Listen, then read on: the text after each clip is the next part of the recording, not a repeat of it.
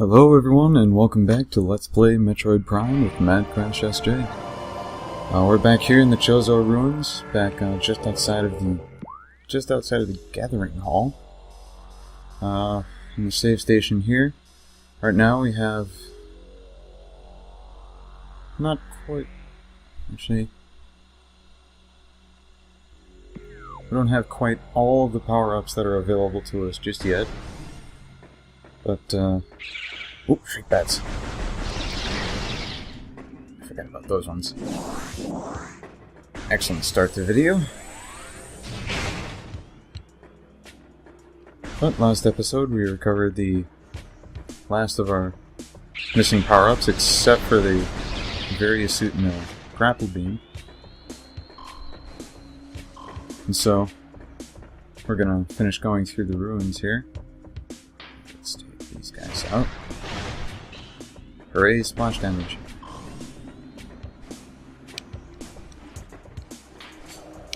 But we're coming back here to the watery hall because there's one more expansion that we can pick up.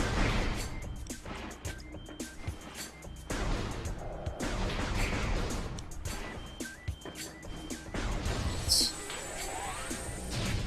take out these ions. I can't believe I forgot to scan that lore back there.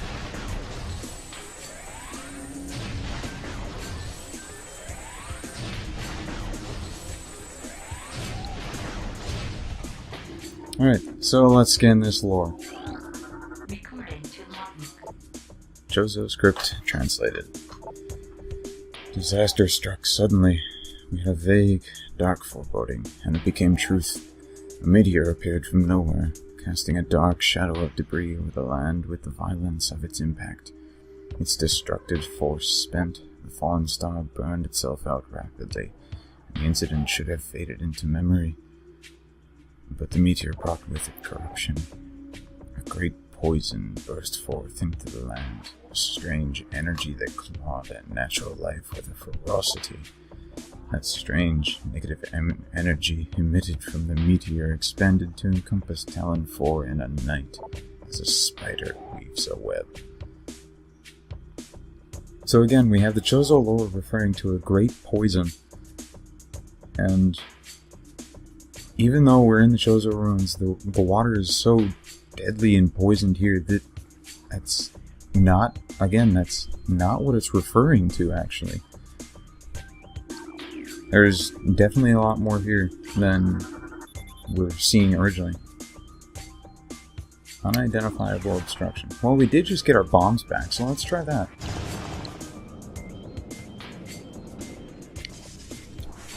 Oh hey, blast shield. Another opportunity to scan it. Let's open it up. No scarabs in this hallway. That's surprising. Another blast door. We're using a lot of missiles in this video. But I hear multiple power-up sounds. Plasmite. There's a missile expansion up there, but we don't have the spider ball, so we can't get that one yet. So this is a location to remember. But behind this grating, we have a missile expansion. Woohoo! So now with a maximum arsenal of 45 missiles, and no missile refills from those crates, let's head back on through and head towards the Arboretum. In a mothball mode, the ions are back.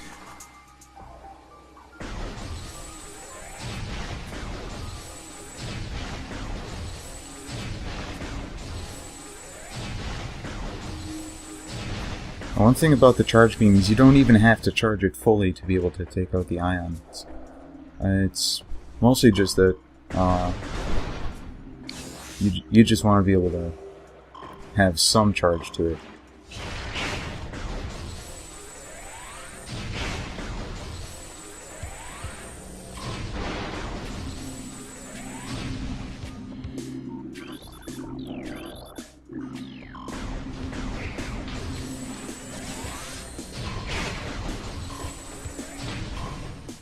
Shriek bats right overhead. and now they're gone. I'm not the only one who saw them disappear, am I? I hope not. Well, still, let's move on through. Oh, come on.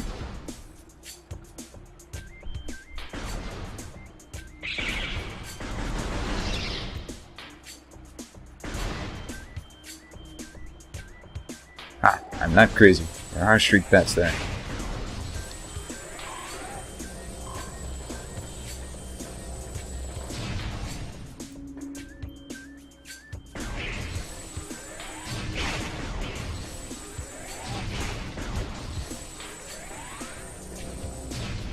Hearing that power-up sound and not being able to get it is maddening. I can't remember if there's another one in this water or not. I don't think so. Either way, let's head back on through this short, little small room. Get back into the Arboretum. Take out these Reaper Vines. I know there's a War Wasp hive around here. Take it out quick. Now let's blast the Venom Weed and scan this room. 4 in this whole room. And this room is much larger than the watery hall, so it's a lot easier to miss a few of these symbols. I think that's one of them. Yep, sure enough. Ruined War Wasp hive. Too bad it's not a logbook entry. Although I do like how it kind of explains the way they keep coming back. Oh, there's another runic symbol right there. I forgot about that one. Alright, so we're already at 3 out of 4, and we're barely up the tree. So let's take out these blocks. Also a good thing I took out the War Wasp hive earlier, because otherwise they would have started swarming me as I was going through those blocks. Keep an eye out for other hives as you go up. And I'm gonna... Oh, I can scan it even while it's retracted. But here we have the scan for Venom Weed.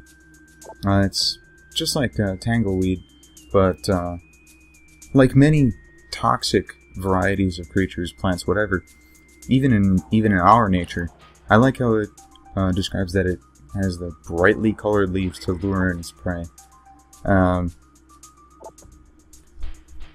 But it's like Tangleweed, but it's actually toxic, and so it's actually an obstacle rather than just a minor hindrance. And it does come back pretty quickly too. I just saw. So definitely not something you want to waste time getting through.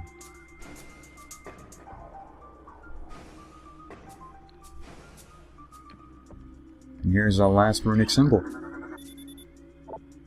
4 runic symbols and the room must be activated.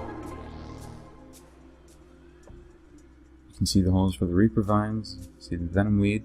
Can't see Samus, but then again this is a pre-rendered cutscene. But now here we are. Sandstone. So this is a way for the game to tell you you need to have bombs for this. It's a nice little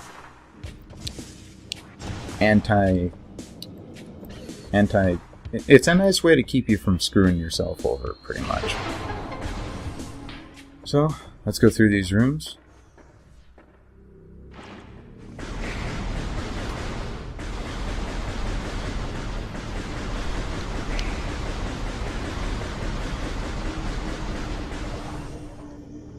The Reaper Vines and the Venom Weed come back pretty quick.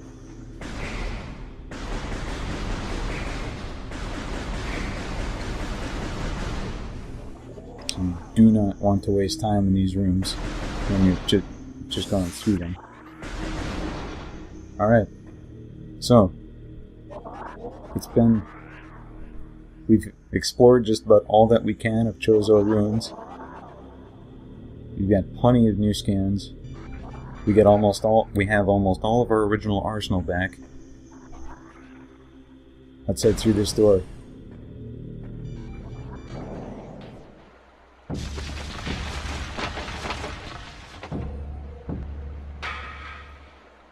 Welcome to the first challenging boss of the Metroid Prime series. Here we have Flagra, the boss of Chozo Ruins.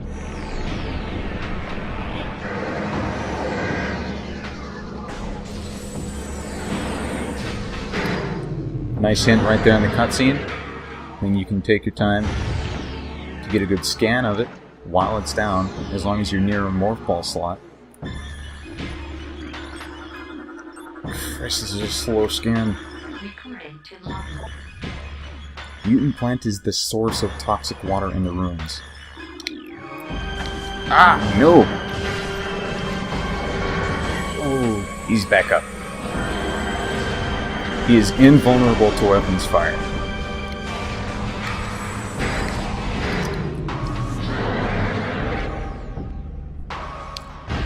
Whoa! Didn't know that would happen. Alright. Yeah. Although, that's actually a pretty cool touch where when I use the spring gun, I was sent way up high by Flutter crashing to the ground.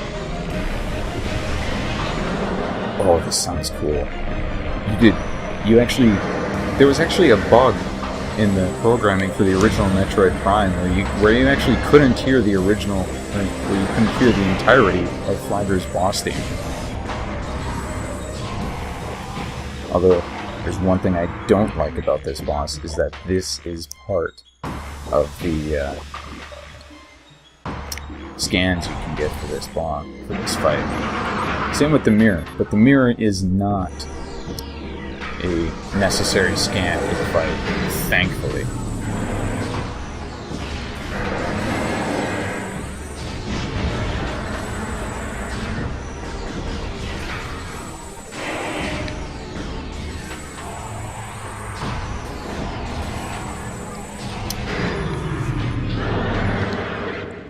Come on.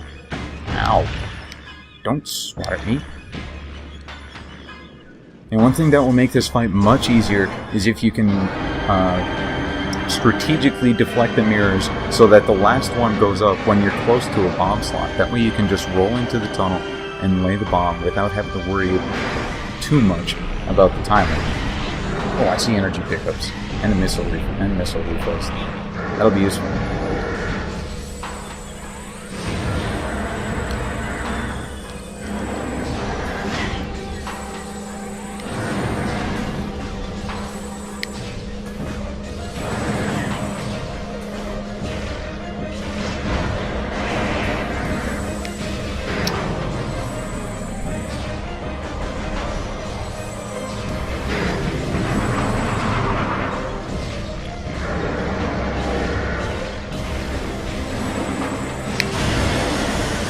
God damn.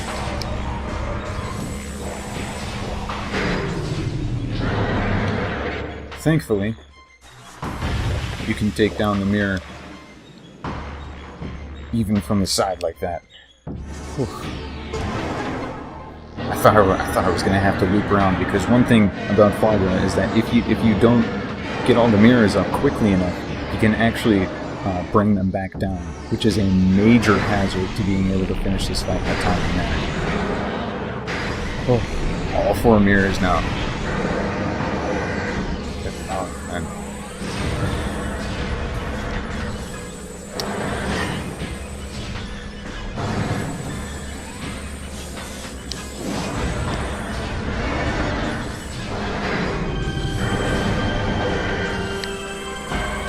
Just like that, Flagra took the mirror back down.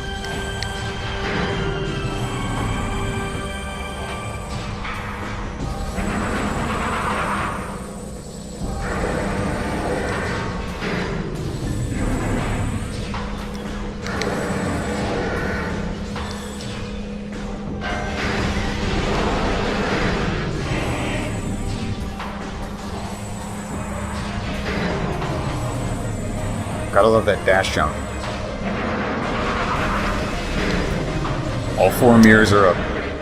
Let's get in our morph ball mode. Head down this final tunnel after the route retracts. And take Flagra down.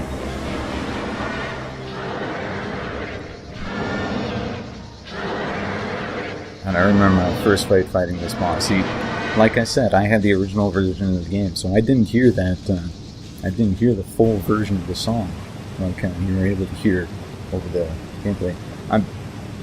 I'm sure I'll be able to have you listen to it more fully later on. If not, then I'm sure I can find some way to get us back to it.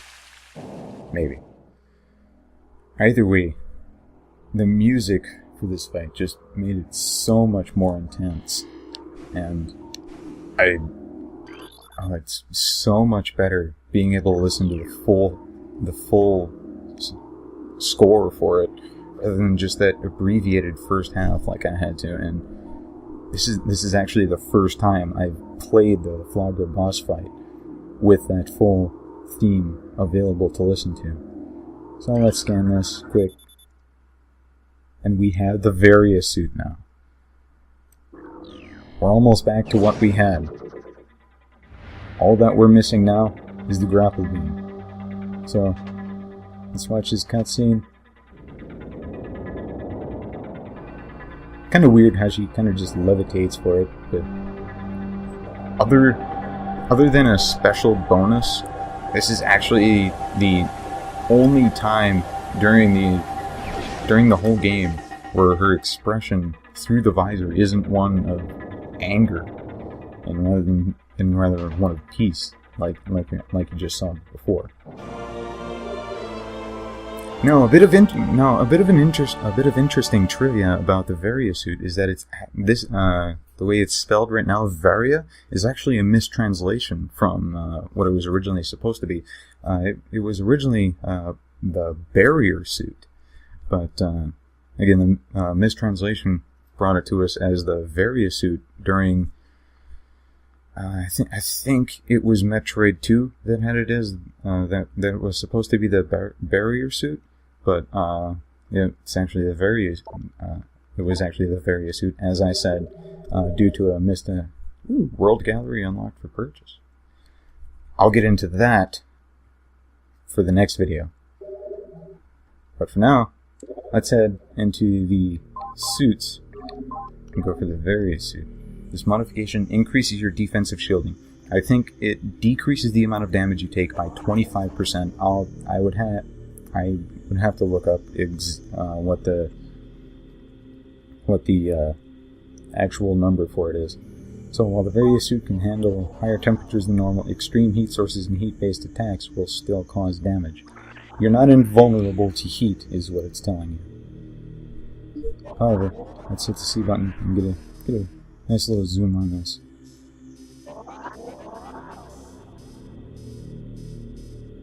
Now, one thing about the Varia suit, and especially from Metroid 2 onwards, is the rather enormous shoulder pads that it has.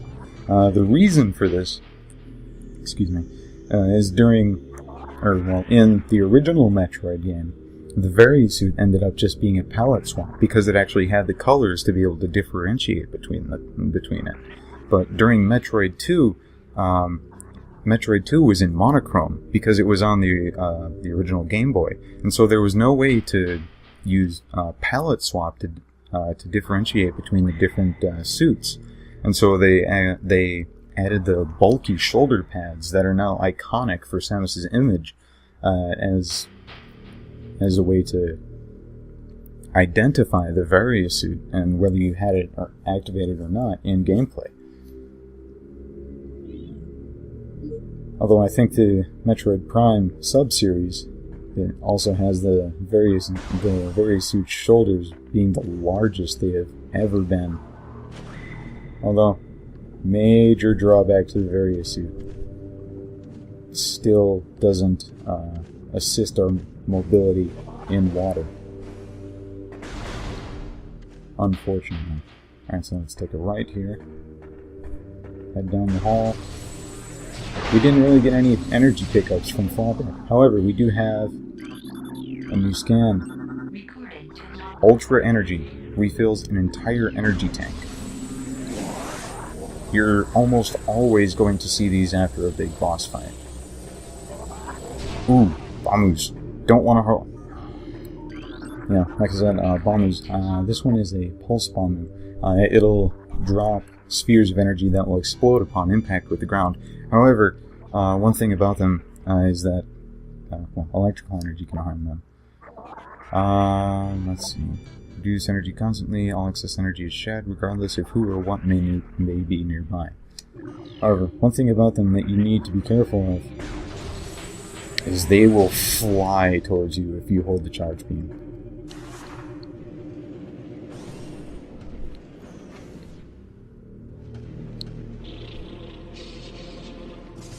So let's get through this room quick. Get out of the way of the war wasps.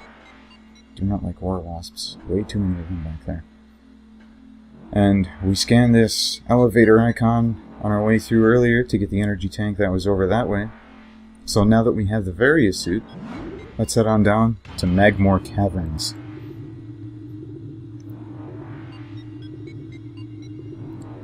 Kind of looks like an introspective kind of thing. Again, you can see that Samus looks angry through the visor.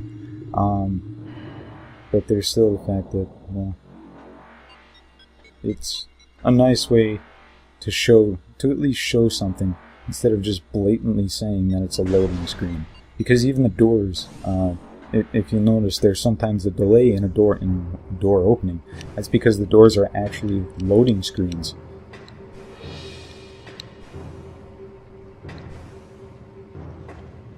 So let's not rush.